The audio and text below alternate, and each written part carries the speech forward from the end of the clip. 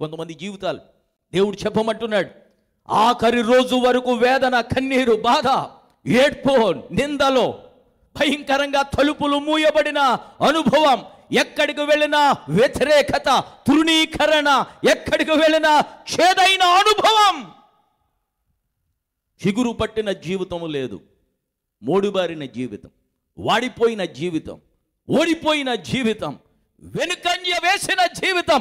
అలాంటి పరిస్థితుల్లో అపవాది ఐగుప్తీయులు చేసినట్టు ఇశ్రాయేలీయులకి సైతాను నీ కుటుంబానికి చేశాడు బిడ్డ. సైతాను నీ కుటుంబానికి చేశాడు, నీ కొడుకుకు చేశాడు, నీ కూతురుకు చేశాడు, నీ అల్లుడికి చేశాడు, నీ కోడలికి చేశాడు.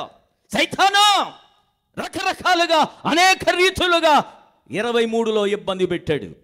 కానీ దేవుడు ఈ నూతన సంవత్సరం, నూతన వారంలో దేవుడు మరొక అద్భుతం చేయబోతున్నాడు మీ జీవితాల్లో. ఏంటంటే కేవలం ఆయన దయ మాత్రమే కాదు, కేవలము శారీరకంగా బిడ్డలను కలడం మాత్రమే కాదు, గొడ్రాలుతనం తీసేయడం మాత్రమే కాదు, ఫలించడం మాత్రమే కాదు. దేవుడు ఏమి చేయబోతున్నాడంటే మిమ్ములను అభివృద్ధి చేయబోతా ఉన్నాడు. గట్టిగా దేవునికి స్తోత్రం చెల్లించాడు అందరూ. హల్లెలూయా. వారు శ్రమ పెట్టిన కొలది ఇశ్రాయేలీయులు ఏం చేశారంట? విస్తరించారు. నీ ప్రక్కనున్న వారిని చూడండి, సీరియస్గా నవ్వకండి. మీరు విస్తరించబోతున్నారు అని చెప్పండి, సీరియస్గా చెప్పండి. ఇప్పుడు నవ్వండి, ఒక స్మైల్ ఇవ్వండి. అంటే మీరు విస్తరించడం నాకు సంతోషం అని చెప్పడం అన్నమాట. నువ్వు అద్దె కొంపలో ఉండొచ్చు, వేరే రాష్ట్రంలో, వేరే దేశంలో ఉండొచ్చు, నీ పిల్లలు వేరే రాష్ట్రంలో, వేరే దేశంలో ఉద్యోగాలు చేస్తూ ఉండొచ్చు, లేకపోతే వేరే ఊరిలో ఉండొచ్చు, సొంత ఇల్లు లేకపోవచ్చు, సొంత వ్యాపారం లేకపోవచ్చు, సొంత పర్మనెంట్ ఉద్యోగం లేకపోవచ్చు, లేకపోతే సొంత భూమి లేకుండా ఇతరులకు కొంతమంది కౌలుకు తీసుకుని వ్యవసాయం చేస్తారు. కౌలేనా? కౌలుకు తీసుకోవడం అంటే భూమి ఆళ్ళదా కాదు, కానీ వేరే యజమానిది. వీళ్ళు ఏం చేస్తారు? కౌలుకు తీసుకుంటారు. ఇశ్రాయేలీలు పరాయి దేశంలో ఉన్నారు. That was not their own land. గోషాను సొంత ప్రదేశం కాదు, అయినా దేవుడు వాళ్ళని దీవించి సంపాదించుకునేలాగా చేశాడు. ఇదిగో విను, ఇతరుల ఇళ్లలో పనిచేయడానికి నువ్వు వెళ్ళొచ్చు, నీ కొడుకు ఎక్కడో కూలి పనికి వెళ్ళొచ్చు, లేకపోతే నెల జీతానికి పనిచేస్తూ ఉండొచ్చు, లేకపోతే టెంపరీ జాబులో ఉండొచ్చు, లేకపోతే ఏదన్నా షాపులో టెంపరీ ఉద్యోగం చేస్తూ ఉండొచ్చు, నువ్వేదన్నా స్కూల్లో టెంపరీ టీచర్గా పనిచేస్తూ ఉండొచ్చు, లేకపోతే కాంట్రాక్ట్ ఉద్యోగస్తులు ఉంటారు, కాంట్రాక్ట్ మీద పనులు చేస్తూ ఉంటారు, కాంట్రాక్ట్ మీద temporary. Your job is not permanent. దేవుడు చెప్పమంటున్నాడు, నీది కాని దేశములో ఇశ్రాయేలులేగా నీవు అడుగుపెట్టిన. యోసేపు బానిసగా పోతేఫరు ఇంట్లో అడుగుపెట్టాడు, కానీ దేవుడు ఇల్లును యోసేపు స్వాధీనం చేశాడు. బానిసగా ఐగుప్తులో అడుగుపెట్టాడు, ఐగుప్తును యోసేపునకు స్వాధీనం చేశాడు.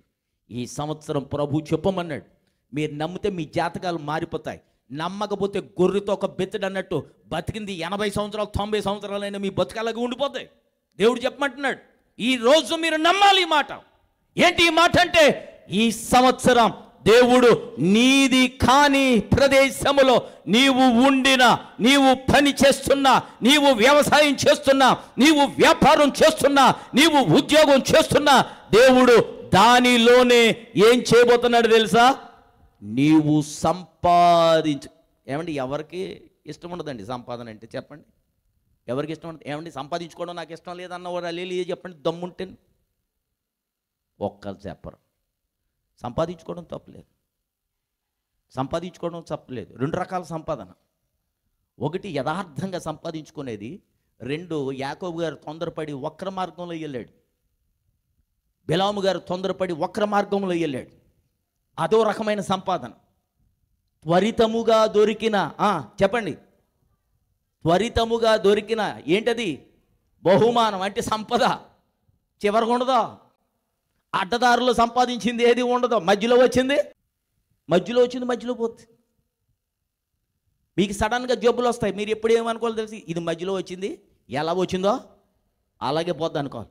వచ్చేసిందా ఇంకెళ్దా, బతుకని తింటానా ఇంకెంతనా బతుకు అని అనుకుంటే అలాగే ఉండిపోద్ది. ఇది అడ్డంగా వచ్చింది, అడ్డంగా పోద్ది అని చెప్పండి అంతే. జబ్బుతోటి చెప్పండి, పోగొట్టుకోవాలని లేదు. దాచుకోండి, దాచుకోండి, బాగా దాచుకోండి. ఏసు రక్తం చేయని చెప్పండి. హల్లెలూయా, హల్లెలూయా, హల్లెలూయా. గోషానులో సంపాదించడం మొదలుపెట్టారు. దేవుడు ఈ సంవత్సరం నిన్ను సంపాదించుకునే వాడిలాగా చేయబోతున్నాడు. హల్లెలూయా. గట్టిగా దేవుని స్తోత్రం చెల్లించండి అందరూ.